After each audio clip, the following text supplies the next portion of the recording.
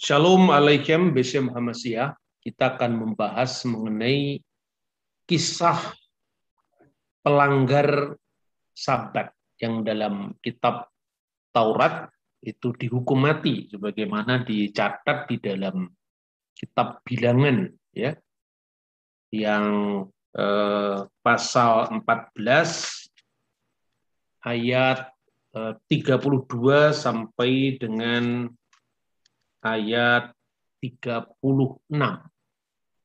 Nah, kemudian juga nanti kita akan membandingkan dengan apa yang disebut dosa dan bagaimana para rabi memberikan semacam derajat, jadi penentangan terhadap Tuhan, dan itu dikaitkan dengan perbuatan yang tidak diperkenan oleh Allah, dan itu dicatat di dalam Traktat Sanhedrin 109a mengenai Tamsil Menara Babel. Sekalipun dua peristiwa ini tidak berhubungan satu sama lain, tetapi dalam konsep tentang dosa itu berhubungan secara umum. Nah, orang Yahudi sendiri menyebut kisah ini sebagai Mikoses Esim, pengumpul kayu api. Namanya tidak disebutkan, sekalipun di dalam Targum Yonatan itu disebutkan namanya, tetapi tentu itu secara historis agak sulit dipertanggungjawabkan karena Targum ini sendiri merupakan tradisi dari abad ke-8 setelah Masehi, Targum Yonatan. Nah, saudara-saudara yang terkasih dalam Tuhan, itu yang mau kita bahas hari ini. Kemudian minggu lalu kita membahas mengenai pemberontakan Harun dan Miriam. Dan itu menunjukkan bahwa Tuhan berkenan kepada Musa karena masalah perkawinan Musa dengan seorang perempuan Kus, yang itu dalam sejumlah tafsir yang kita bahas kemarin, termasuk Flavius Josephus, seorang penulis sejarah Yahudi abad pertama, itu adalah masa lalu Nabi Musa ketika mereka masih tinggal di istana Fir'aun pada periode 40 tahun pertama kehidupannya. Lalu dalam kitab Bilangan ini disusul dengan ke-12 pengintai. Jadi artinya memang kisah ini, semua kisah dalam kitab Taurat itu kan diarahkan pada peristiwa Eksodus memasuki tanah perjanjian. Nah, di dalam narasi selanjutnya yang dicatat dalam pasal 13 itu Tuhan menyuruh Israel yang masing-masing diwakili oleh 12 suku berangkat dari padang gurun Paran. Untuk apa? Untuk mengintai tanah Kanaan. Maka di situ diperintahkan, pergilah dari sini ke tanah Negeb dan naiklah ke pegunungan supaya dia bisa melihat tanah Kanaan yang dijanjikan itu dari tempat yang jauh. Tujuannya tentu untuk mengukur kekuatan bangsa yang hendak didiaminya. Mereka mengintai negeri itu mulai dari padang gurun Sin sampai Hamat dan kemudian Hebron yang didirikan 7 tahun sebelum Soan di Mesir. Jadi itu artinya ada deskripsi historis dengan perbandingan pembangunan di tempat lain dalam kitab Bilangan pasal 13 ayat 22. Lalu yang menarik di sini ada catatan aetiologis. Apa yang disebut aetiologis itu adalah catatan yang meneguhkan asal-usul suatu tempat. Ya, Hamakom Hahu Kara Nahal Eskol.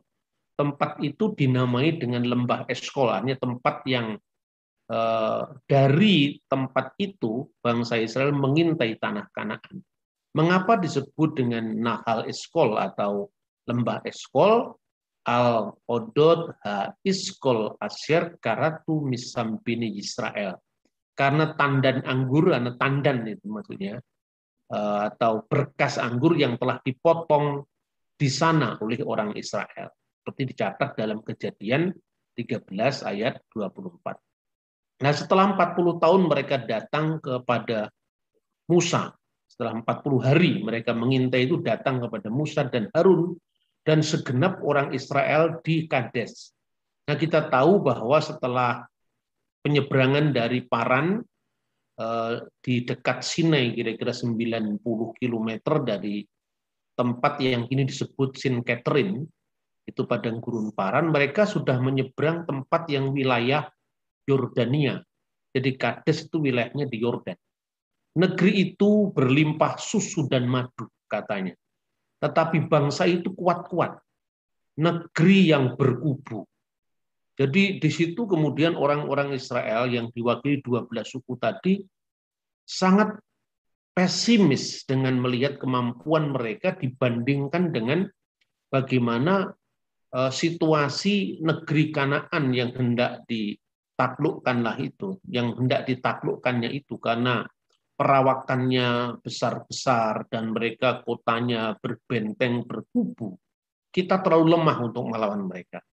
Tetapi di tengah-tengah pesimisme para pengintai itu, Kaleb membawa optimisme. Dan inilah sikap seorang pemimpin yang benar. Memberikan keyakinan, memberikan pengharapan, memberikan optimisme di tengah pesimisme yang dialami oleh bangsa Israel. Dengan yakin dia mengatakan, kita pasti dapat mengalahkannya. Disebutkan dalam Bilangan pasal 13 ayat 25 sampai dengan 30. Tetapi mereka tetap saja dengan nada pesimis itu. Orang-orang pengintai itu mengatakan kita tidak bisa maju. Mereka lebih kuat dari kita. Lagi para pengintai itu mengatakan demikian. Dan bahkan diungkapkan negeri yang memakan penduduknya. Eretz Oklat Yosefiha. Negeri yang memakan penduduknya. Apa maksudnya itu? Dalam Alkitab terjemahan bahasa Indonesia masa kini diterjemahkan negeri yang penuh konflik sebetulnya, jadi konflik kepentingan.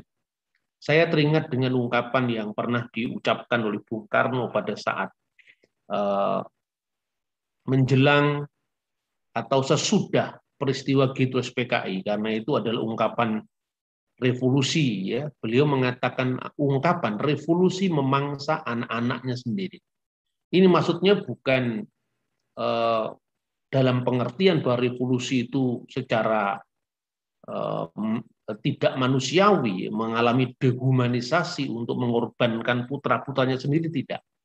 Tetapi sebuah negeri yang penuh konflik, di mana kadang-kadang pertarungan antara kejahatan dan kebaikan, antara yang ma'ruf dan yang munkar itu tidak bisa dihindari.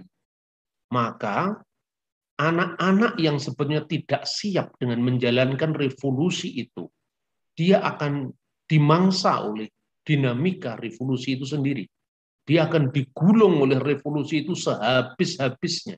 Dan ini persis dengan ungkapan Ibrani, negeri yang memakan penduduknya. Itu artinya bahwa kita harus ke sana. Kalau kita ke sana, apakah kita siap dengan konflik? Apakah kita siap dengan pertarungan yang tidak ada habis-habisnya di negeri itu? Kenapa kita harus ke sana? Nah itulah, kemudian pesimisme itu lebih lengkap lagi ketika orang-orang pengintai itu mengatakan, dari orang-orang raksasa, artinya orang-orang yang berperawakan besar, tidak perlu dihubungkan dengan raksasa betulan dan kemudian makan penduduknya, secara harfiah tidak seperti itu. Dari orang-orang yang berperawakan besar, kami lihat diri kami seperti belalang.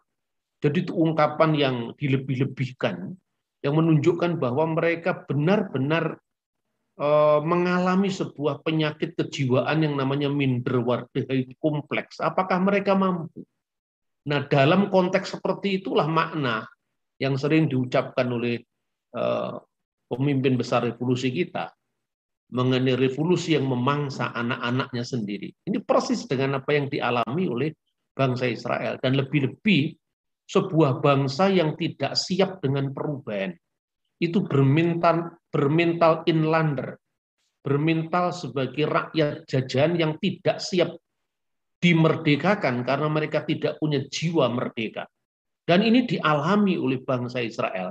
Dan betapa sulitnya tugas yang diemban oleh Nabi Musa. Kemudian setelah mereka pesimis, tidak memiliki harapan untuk dia bisa menang, disitulah kemudian sempurna apa kelemahan bangsa itu. Di awal pasal 14, lalu segenap umat itu mengeluarkan suara nyaring, dan bangsa itu menangis pada malam itu.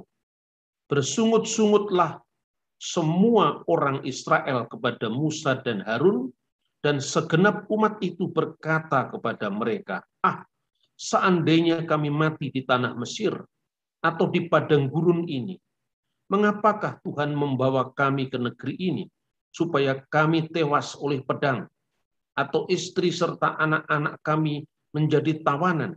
Bukankah lebih baik kami pulang ke Mesir? Dan mereka berkata seorang kepada yang lain, baiklah kita mengangkat seorang pemimpin, lalu pulang ke Mesir.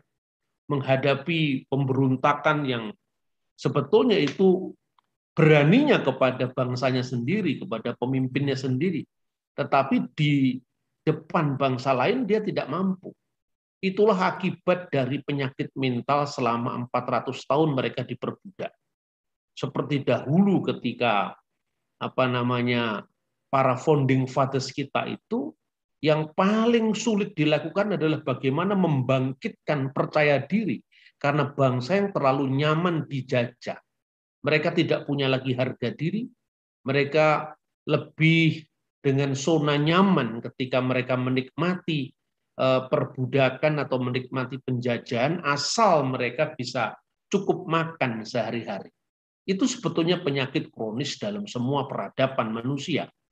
Nah, saudara-saudara, makanya dahulu kalau kita bisa bandingkan ya, sebagai bangsa yang terjajah selama ratusan tahun, kita pernah mengalami itu, di mana yang kita butuhkan itu adalah percaya diri, kebanggaan sebagai bangsa yang besar. Makanya para founding fathers kita itu menemukan rujukan sejarah. Rujukan sejarah itulah ketika ditemukannya Kakawin Negara Kertagama di Puri Cakranegara di Lombok. Nah, saat itu kemudian ketika itu dibahas, entah dari mana para founding fathers kita seperti Bung Karno, Pak Yamin, Profesor Supomo, itu menemukan rujukan bahwa kita dulu pernah menjadi bangsa yang besar. Dan itu menjadi rujukan tentang nation yang akan didirikan yang namanya Indonesia. Tapi betapa banyaknya orang yang tidak siap berjiwa merdeka itu. Maka bukan tanpa kebetulan kalau salam nasional kita itu adalah merdeka. Kata merdeka itu berasal dari bahasa Jawa kuno, mahardika. Dan kata itu bukan sekedar merdeka dari penjajahan fisik, tapi merdeka dari kungkungan atau dari tawanan jiwa kita sendiri. Maka merdeka itu dipakai dalam makna kemerdekaan rohani sekaligus kemudian kemerdekaan jasmani.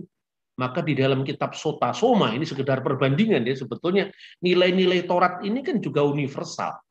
Sekedar perbandingan, maka kata merdeka itu dipakai kalau seorang itu sudah menemukan jalan hidup kepada kesejatian makna hidup yang sebenarnya, dan kemudian dia mati sebagai seorang yang menjalani jalan Tuhan itu, maka disebut mulihan ring mahardika pada.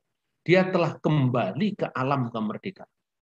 Nah, bukan tanpa kebetulan, atau bukan kebetulan kalau kemudian W.R. Supratman sebagai salah seorang anak bangsa yang sadar tentang itu mencipta lagu Indonesia Raya, yang kemudian syairnya itu adalah bangunlah jiwanya, baru bangunlah badannya. Bangunlah jiwanya kan jiwa merdeka itu dibangkitkan dulu. Itulah yang dialami oleh orang Israel. Nah, di dalam konteks seperti itulah kita harus memahami kisah-kisah tentang Eksodus.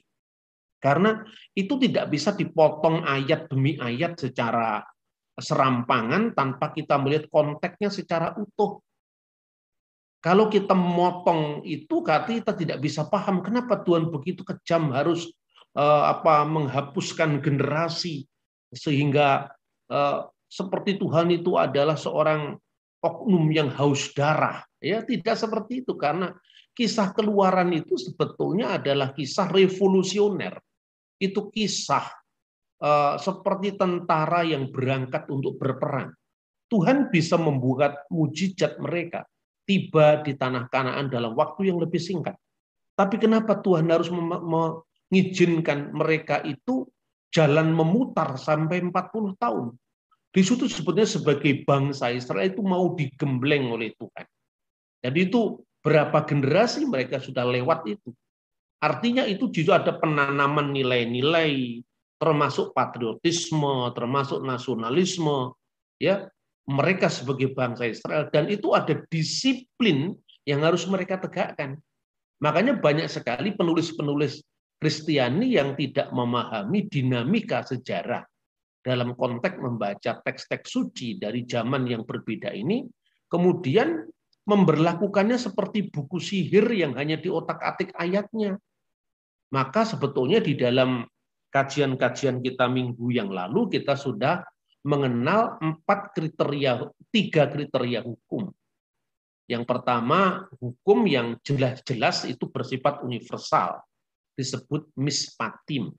Yang kedua, hukum yang bersifat memorial. Mispatim itu misalnya jelas bahwa membunuh, mencuri, berzina, itu berlaku universal. Tapi hukum yang bersifat memorial itu misalnya, kenapa kita harus Paskah? Kita harus merayakan Paskah?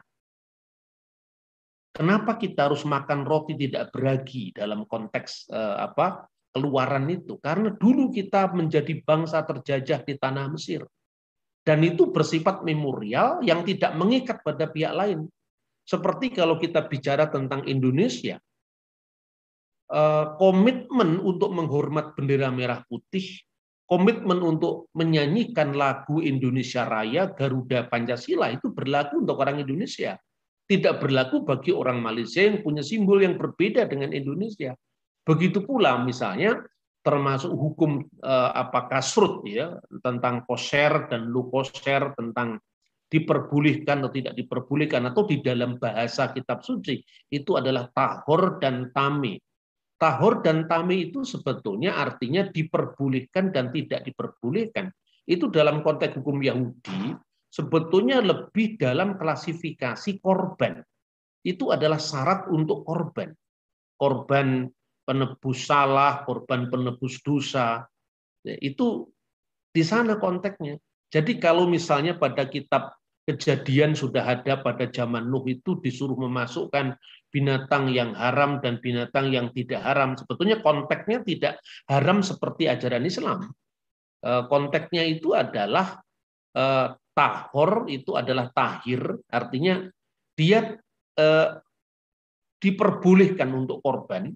Dan yang kedua adalah tame, tidak diperbolehkan atau dianggap najis dalam konteks korban. Itu hanya berlaku bagi Israel. Itulah sebabnya mulai dari hukum yang ditemukan di Laut Mati, ya, Dead Sea Scroll, misalnya yang namanya Sefer Hayuvelim. Hukum itu tidak berlaku untuk bangsa di luar Yahudi. Karena berlaku bagi orang Yahudi, misalnya tidak makan babi, tidak makan onta, tidak makan kelinci, tidak makan daging bersama dengan susunya, itu hanya berlaku bagi orang Israel. Dan hukum ini yang disebut hukim. Jadi ada yang bersifat universal, ada yang bersifat memorial, dan ada yang bersifat spesial khusus. Dan tidak ada alasan. Tidak perlu dicari daging babi itu ada cacing pitanya maka dilarang, itu kan alasan yang tidak ada dalam Alkitab. Itu alasan yang dicari-cari oleh orang bukan Yahudi. Orang Yahudi sendiri tidak pernah mencari alasan itu karena daging babi ada pitanya. Setiap daging ada cacing pitanya. Seperti itu. Dan kalau itu dikatakan hukum kesehatan, ya tergantung konteksnya. Bahkan ada penelitian terbaru tentang golongan darah kita itu cocoknya makan daging atau tidak. Buktinya saya bilang orang Jepang dan orang Cina yang makan babi itu pinter-pinter dan sehat-sehat. Itu tidak perlu dikaitkan dengan agama. Ini kaitan dengan hukum. Yang menyatakan hukum ini hukum tidak mengikat bagi orang lain itu bukan Paulus. Bukan orang Kristen. Itu adalah orang Yahudi sendiri. Seperti dicatat dalam traktat Sanhedrin 56a, ya, dan juga sampai zamannya Kabalah nanti literatur mistikal Yahudi itu ada dikaitkan. Nah, kemudian ketika menghadapi pemberontakan bangsa Israel itu, Musa kemudian bersujud kepada Tuhan. Semua yang dilakukan Musa itu mengkonfirmasi tindakannya, bahkan meminta petunjuk dari Tuhan langsung apa yang harus dilakukan. Dan luar biasanya Musa itu seorang lembut hati, seorang pengampun, bahwa ketika Tuhan sudah mau menghancurkan dosa umatnya yang tidak bisa ditolerir, Musa masih harus menawar-nawar. Itu gambaran tentang hubungan personal antara Tuhan dan Musa yang begitu karib. Sekalipun demikian nanti kita melihat di akhir daripada kehidupan Nabi Musa itu, toh dia tidak bisa masuk ke tanah perjanjian. Itu pelajaran yang luar biasa, semacam disiplin militer yang tidak tebang pilih. Artinya pemimpin pun tidak terkecuali dari disiplin yang sangat keras. Karena apa? Dia mau memberikan semacam presiden sejarah bahwa bangsa ini tidak boleh sembrono. Bangsa ini sedang dalam konteks perjuangan. Maka sekecil apapun kesalahan itu akan merembet kepada yang lain. Anda bisa bayangkan, sekitar 2 juta manusia itu setiap hari mereka bersama-sama di padang gurun yang sulit. Ini bukan situasi normal. Ini situasi yang darurat. Nah, maka ketika terjadi orang melakukan perbuatan salah itu cepat menyebar. Nah, saudara-saudara, kemudian Tuhan menghadapi permohonan Nabi Musa itu sesungguhnya juga mendengarkan, tapi mereka diingatkan bahwa orang Israel itu sudah 10 kali mereka mencobai aku, dan mereka tidak mendengarkan firmanku, tidak mendengarkan suaraku. Dalam kitab Bilangan pasal 14 ayat 22. Nah, kita bertanya, 10 kali umat Israel mencobai Tuhan itu apa saja? Kita bisa kilas balik lagi ya. Yang pertama, Keluaran pasal 14 10 sampai 12. Ketika tentara Fir'aun hampir mengejar mereka, apa kata Bani Israel? Apakah karena tidak ada kuburan di Mesir, maka engkau membawa kami untuk mati di tempat ini? Jadi itu ya benar-benar mental yang tidak merdeka, bukan berjiwa merdeka. Setiap kali mereka dilanda kesulitan, mereka membayangkan zona hidup mereka di Mesir. Kedua, mencobai kedua itu Keluaran 15 ayat 22 sampai 24. Peristiwa Mara ketika mereka menemukan air pahit. Ya. Kemudian ketiga, Keluaran pasal 16 ayat 1 sampai 3. Di padang gurun saat mereka kelaparan, seandainya kami mati di tanah Mesir dengan menghadap kuali berisi daging. Dibayangkan, seperti itu mentalitas bangsa yang dipimpin oleh Musa. Keluaran 16 ayat 19 dan 20 itu adalah mencobai keempat. Di padang gurun ketika mereka tidak memperhatikan penyimpanan mana sampai pagi sesuai dengan instruksi Tuhan kepada Musa. Kelima, Keluaran 16 ayat 27 sampai dengan 30.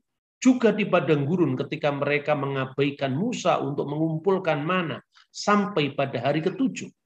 Ini artinya bukan sekedar mispatim yang dilanggar, tetapi juga aturan-aturan lain yang dilanggar.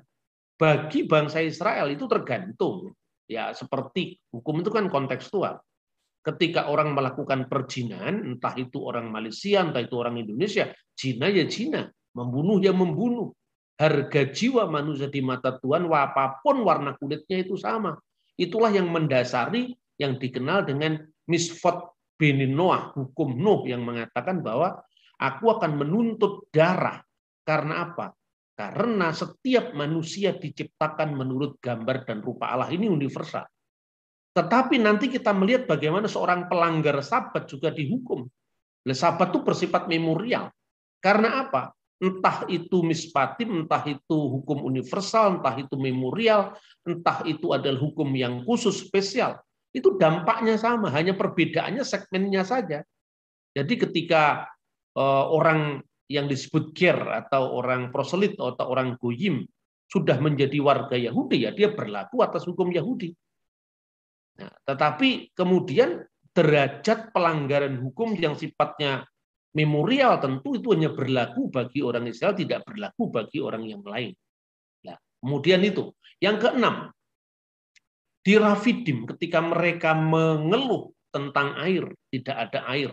Keluaran 17 ayat 1 sampai 4. Kemudian ketujuh, Keluaran 32 ayat 1 sampai 35. Di Sinai ketika Harun memimpin mereka membuat patung anak lembu emas. Ini pun juga membayangkan kembali dewa Mesir mereka. Jadi artinya mentalnya itu benar-benar selalu mengarah ke masa lalu, ke Orde Lama, ketika mereka merasa nyaman dengan segala kehidupan, sekalipun mereka itu dalam penjajahan. Kemudian yang ke-8, Bilangan 11 ayat 1 sampai 3. Ditebrah ketika mereka mengamuk kepada Tuhan. Bilangan 11 ayat 4 sampai 34 itu adalah ke-9. Di Kibrot Hatawah ketika mereka menggerutu, siapakah yang akan memberi kita makan daging? Kemudian baru yang terakhir yang baru kita baca tadi, pasal 14 awal ayat 1 dan 3 di Kades itu sudah masuk wilayah Yordan ketika menolak laporan Yosua dan Kaleb dan berkata, sekiranya kami mati di Mesir, atau baiklah kita mengangkat pemimpin lalu pulang ke Mesir. Jadi benar-benar itu pemberontakan terhadap otoritas Musa dan Harun. Dan pemberontakan tidak selesai karena kita masih melihat yang lain-lain. Nah sekarang dalam konteks pengaturan hukum, dalam kitab Taurat itu diatur tentang perbuatan-perbuatan kesalahan yang tidak sengaja dan perbuatan kesalahan yang disengaja. Ini disebutkan dalam pasal 15 ketika Tuhan mendeskripsikan tentang korban api-apian. Artinya korban yang semua di atas api dalam pembakaran, ya, korban macam-macam. Di situ jelas sekali banyak korban itu dicantumkan di situ, dan ini pengulangan dari kitab Imamat, ya. Misalnya ketika seorang melakukan dosa yang tidak disengaja, lalu mereka harus mempersembahkan tebusan, maka haruslah segenap umat mengolah seekor lembu jantan muda sebagai korban bakaran menjadi bau yang menyenangkan Tuhan, serta korban sajiannya dan korban curahannya sesuai dengan peraturan seekor kambing jantan sebagai korban penghapus dosa, dan seterusnya. Jadi institusi korban itu dilakukan untuk kesalahan atau dosa yang tidak disengaja karena kekilafan. Tetapi bagaimana dosa yang disengaja atau kesalahan yang disengaja? Dia harus dimusnahkan, hukuman mati. Dan ini disiplin yang memang berlaku di kalangan bangsa Yahudi pada masa Eksodus itu. Ada satu buku trialog yang sangat baik antara Yahudi, Kristen, dan Islam tentang tema-tema termasuk yang sejajar dalam kitab Taurat, kitab Perjanjian Baru, dan kitab Quran. Itu menarik ketika seorang pembicara Muslim menanyakan kepada orang Yahudi, bagaimana cara dia memahami kitab Taurat khususnya tentang hukuman mati. Lalu orang Yahudi tadi mengatakan buku ini sudah diterbitkan oleh Mizan sebetulnya. Dia mengatakan begini, seperti ungkapan dalam kitab Taurat, ya, dibrah Torah, sesungguhnya Taurat itu berbicara kilason bini Adam di dalam bahasa anak manusia. Itu artinya apa? Taurat itu mengandung dua dimensi. Dan ini sebetulnya yang dikatakan oleh Paulus bahwa huruf itu mematikan, roh itu menghidupkan. Jadi sebetulnya Paulus itu sangat Taurat sentris. Tidak benar kalau dikatakan Paulus itu menghapus Taurat. Tidak ada satupun dari hukum Taurat, bahkan tidak hanya hukum Taurat, tradisi Taurat lisan yang ditulis para rabi yang dilanggar oleh Rasul Paulus. Coba satu saja cari, tidak pernah ada. Paulus itu sekedar melakukan apa yang disepakati dalam sidang Yerusalem, dalam konsili Yerusalem, bahwa bagi umat Kristen yang bukan Yahudi, yang asalnya dari Goyim, tidak berlaku hukum Yahudi, tidak berlaku misfot Moshe, tidak berlaku misfot Torah, ya, khususnya yang kemudian di abad ketiga nanti dirumuskan menjadi 613 hukum Taurat yang disebut Taryakh misfot Moshe, ya, tidak ada satupun yang dilanggar. Satu contoh misalnya, hukum yang dilakukan Paulus terhadap orang Yahudi disunat. Kisah Rasul pasal 16 1 sampai dengan 3. Paulus mau agar dia menyunatkan Timotius karena Timotius itu ibunya Yahudi dan orang Yahudi itu dilihat dari garis keturunan ibu sekalipun patrilineal. Makanya perempuan Yahudi itu sangat dijaga. Kalau Anda mendapatkan orang laki-laki Yahudi sangat mungkin sekarang, tapi kalau perempuan Yahudi sangat dijaga supaya mereka tidak menikah dengan orang yang bukan Yahudi, karena itu garis keturunan itu lewat ibu sekalipun itu patrilineal. Dan ini tidak ada dalam hukum Islam atau hukum Timur Tengah yang lain. Itu contoh. Tetapi Paulus melarang menyunatkan Titus. Karena Titus itu bukan Yahudi, dia orang Yunani. Maka dilarang disunatkan. Justru Paulus sangat menjunjung tinggi aturan tentang Goyim dan Yehudim ini. Jadi di mana Paulus melanggar Taurat? Tidak pernah ada pelanggaran terhadap Taurat. Nah, ini yang harus kita ulang-ulang terus karena ini menjadi tema yang sering dijadikan dasar untuk menilai yang tidak fair. Kemudian dosa yang disengaja itu hukumannya mati. Bagaimana itu bisa dilakukan? Jadi pembicara Yahudi ini, saya lupa namanya itu karena buku itu sudah lama sekali saya baca sekitar 10 tahun yang lalu. Dan nanti kalau dalam kajian Alkitab sesudah ini ya minggu depan mungkin akan saya tunjukkan bukunya supaya Anda bisa memiliki itu. Dia mengatakan begini, hukum Taurat yang tertulis itu kalah dengan pertimbangan akal budi. Wah, ini orang bisa salah paham. Bagaimana mungkin firman Tuhan bisa dikalahkan dengan akal budi? Bukan itu maksudnya. Karena ketika hukum itu tertulis, dia selalu terikat dengan konteks ruang dan waktu pada saat hukum itu dituliskan. Itulah yang dalam bahasa hukum kita ya, kalau Anda belajar KUHP atau belajar Wetboek van Strafrecht for Indonesia itu namanya memory van toelating. Jadi itu terikat dengan kondisi hukum ketika hukum itu pasal-pasal itu muncul. Tapi jiwa dari hukum itu universal. Itu yang disebut roh itu menghidupkan, huruf itu mematikan. Karena jiwa dari hukum itu tidak lekang oleh panas, juga tidak terpengaruh dengan zaman, karena itu jiwa hukum. Ya, jiwa hukum ini adalah norma-norma yang sifatnya universal. Jadi sekarang kenapa orang Yahudi tidak melakukan hukum mati? Padahal Taurat melakukan hukum mati. Karena konteksnya sudah berbeda. Ya kan? Seperti itu. Kiranya ini yang bisa saya sampaikan dalam Tuhan memberkati kita. Shalom alaikum.